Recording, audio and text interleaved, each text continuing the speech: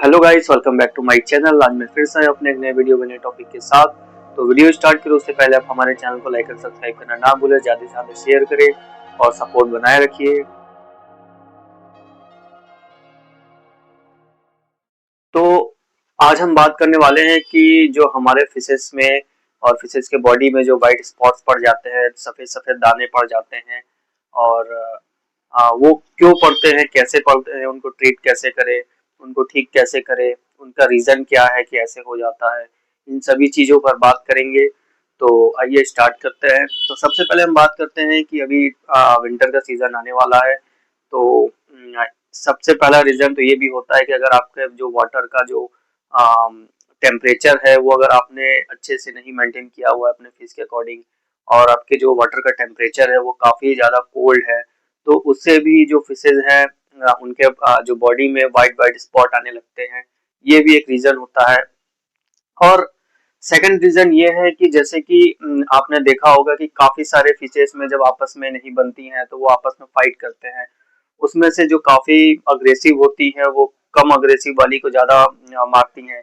तो ऐसे सिचुएशन में भी जो फिश टैकल नहीं कर पाती है, जो फिश सर्वाइव नहीं कर पाती है और उन्हें काफ़ी ज़्यादा बॉडीज में चोट लग जाते हैं, तो वो फाइट की वजह से भी वो उनके बॉडी में वाइट वाइट स्पॉट आने लगते हैं, दाने जिसे कहते हैं कई लोग, वो भी आने लगते हैं। तो ये हुआ सेकंड रीजन।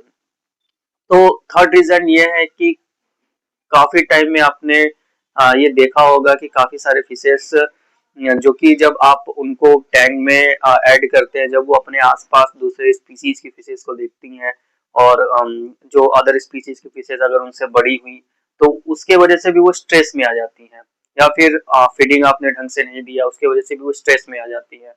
तो उस स्ट्रेस के रीजन से भी उनके बॉडी में वाइट वाइट स्पॉट पड़ने लगते हैं और उनका जो छोटे छोटे दाने होने लगते हैं वाइट वाइट। तो ये हो गया थर्ड रीजन। अब फोर्थ रीजन की बात करें तो अगर आपने अपने वाटर को प्रॉपरली क्लीन नहीं किया हुआ है, वाटर काफी डर्टी हो गया है, गंदगी है उसमें, पूप्स फिशेस के पड़े हुए हैं, उसके वजह से भी फिशेस के बॉडी में वाइट वाइट स्पॉट्स पड़ते हैं और उनके बॉडी में सफेद दाने पड़ते हैं। तो फिफ्थ रीजन की अगर हम बात करें तो जैसे कि आप देखते होंगे कि काफी सारे टैंक में काफी मतलब टैंक साइज के अकॉर्डिंगली काफी ज्यादा हेवी डेकोरेशन किया हुआ रहता है, तो जिसकी वजह से वो जब स्विंग करती हैं, थोड़ी सी स्पीड में स्विंग करती हैं, तो उनके बॉडी से जब वो डेकोरेशन का जो मटेरियल है रब करता है, उससे भी उनके बॉडी में वाइट वाइट स्पॉट्स आते हैं और उनके वाइट वाइट दाने आने लगते हैं। और काफी सारे फिश कीपर्स जो बिगिनर्स हैं, जिनको ये रीजन नहीं पता चल पाता है कि आखिर ऐसा क्यों होता है, और वो काफी परेशान हो जाते हैं और लास्ट में जब वो इनको ट्रीट नहीं कर पाते हैं तो धीरे धीरे करके उनकी फिश मरने लगती है। तो परेशान होने वाली कोई बात नहीं है। तो अगर आपके भी फिश में अगर वाइट स्पॉट्स आ गए हैं तो उनको ट्रीट करने का बहुत ही इजी वे में बताने वाला हूँ। सबसे पहले आपके जिस भी फिशेस के बॉडी में वाइट स्पॉट्स पड़े हैं और वाइट दाने पड़े हैं, उनको आप अपने टैंक से अलग कर लीजिए। उन्हें या तो आप किसी सेपरेट टैंक में एक हॉस्पिटल टैंक में रख दीजिए। अगर आपके पास हॉस्पिटल टैंक नहीं है तो आप उन्हें एक बकेट में डाल के अलग कर लीजिए और उसमें हीटर लगाना ना भूले। और हीटर जो जैसा कि अगर आपके शहर का या अपने आपके घर का टेम्परेचर, मान लीजिए अभी तो विंटर है, अगर 20 डिग्री सेल्सियस भी है तो अपने करेंट टेम्परेचर से 5 to 7 डिग्री ज़्यादा टेम्परेचर हीटर का लगाइए, जिससे कि वाटर थोड़ा सा वार्म हो। जितना ज़्यादा वाटर प्रॉपर वार्म होगा उतना ज़्यादा ही फिश जल्दी रिकवर कर पाएगी। और आप एक चीज़ और ध्यान दीजिए कि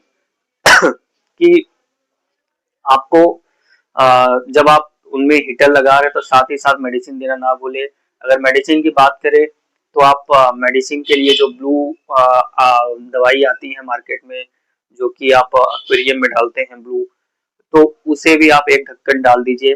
डालने के बाद उसे आप छोड़ दीजिए और उन्हें तब तक आप अलग से सेपरेट टैंक या सेपरेट बकेट में रखे रहिए जब तक कि वो प्रॉपरली उनका जो बॉडी है ठीक ना हो जाए। और कई बार आप देखे होंगे कि ट्रीटमेंट के टाइम भी फिशेस मर जाती है।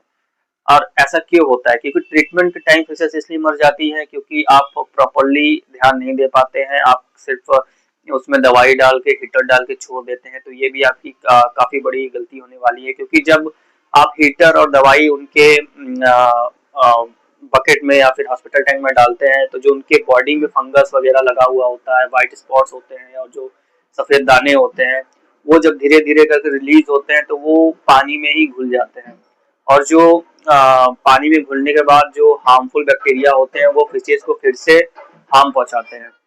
उससे बचने के लिए भी आपको ये काम करना है कि जैसे मतलब जैसे जैसे आपकी फिशेस ठीक हो रही हैं, आपको रेगुलरली वाटर 50% उसमें बकेट का चेंज करना है, ताकि जो भी पैरासाइट वगैरह उनके बॉडी से अलग हुई हैं, जो भी बैक्टीरिया वगैरह उनके बॉडी से व्हाइट फंगस वगैरह अलग हुई हैं, वो उस गंदे पानी के साथ बाहर आ जाए और साफ पानी आप उसमें डाल के फिर से उसमें दवाई ऐड कर दे। और जैसे जैसे आपकी फिश की कंडीशन ठीक होती जाएगी, जब आपकी फिश प्रॉपरली हेल्थी हो जाएगी, तो आप उसे अगेन अपने टैंक में रिलीज कर सकते हैं। तो ये तो हो गया उनको ट्रीटमेंट कैसे करते हैं। तो ध्यान रखने वाली अगर हम बात करें कि ऐसा ना हो आपके फिशेस के साथ, तो जैसा कि अभी विंटर आ गया है, तो विंटर आते ही जैसा कि आप देख रहे हैं मेरे पीछे टैंक में मैंने हीटर लगाया हुआ है, तो टेम्परेचर सबसे ज्यादा गिरता है रात के टाइम। तो अगर आप अभी अपने टैंक में हीटर नहीं लगाए हैं, तो ये भी कॉज कर सकता है कि आपके फिशेस को व्हाइट स्पॉट्स आ जाए, फंगस आ जाए और जो व्हाइट दाने होते हैं वो आने लगे। तो हीटर लगाइए। अभी तो मैंने अपने टैंक में इसे 26 डिग्री सेल्सियस में सेट किया हुआ है, ताकि हमारे मेरे टैंक का जो टेम्परेचर है 26 डिग्री सेल्सियस तक बना रहे, क्योंकि सारे ही चिकलिड वैरायटीज की फिशेज है, हार्ड फिश है, जितनी भी हार्ड फिश है उनको थोड़ा सा वार्म वाटर चाहिए होता है। इसकी वजह से मैं उन्हें 26 डिग्री में सेट किया हुआ हूँ, ना वार्म है ना कोल्ड है, मिड में है। तो ये प्रॉपरली हेल्थी रहेंगी, इनको व्हाइट फंगस नहीं होगा। तो वैसे ही आप अपने जो अगर आपने नॉर्मल फिशेस रखा है तो उनके लिए आप 24 डिग्री सेल्सियस लेकर 28 डिग्री सेल्सियस के बीच आप टेम्परेचर रख सकते हैं। तो ये हो गया टेम्परेचर की बात। तो अगर वाटर क्वालिटी की बात करें तो सबसे पहले आप ये ध्यान दीजिए कि पीएच ज्यादा नहीं बढ़ना चाहिए। पीएच और नाइट्राइट तभी बढ़ता है जब आप अपने वाटर क्वालिटी का ध्यान नहीं रखते हैं। और वाटर क्वालिटी का ध्यान रखने के लिए आपको रेगुलरली नहीं तो कम से कम वीकली एक बार 30 to 50% वाटर या फिर 30% वाटर तो आपको चेंज करना ही है। आप 30% वाटर चेंज करिए, और जो भी पूप्स वगैरह जो नीचे फिशेस के बॉटम में फंसी हुई है, गंदगी फंसी हुई है, उनको आप साइफन से निकाल लीजिए और फिर से नया वाटर जो कि पीएच जिसमें नहीं है वैसा वाटर आप उसमें डाल दीजिए और डाल के मेडिसिन ऐड कर दीजिए, जिससे कि अगर किसी भी फिशेस को हल्का फुल्का पैरासाइट्स वगैरह लगी भी होंगी तो वो भी ठीक हो जाए। तो ये तो हो गया सेकंड तरीका। और थर्ड तरीका ये है कि आप अपने टैंक में ज्यादा डेकोरेशन का सामान ना रखें, जिससे कि जो फिशेज है प्रॉपरली स्विम ना कर पाए।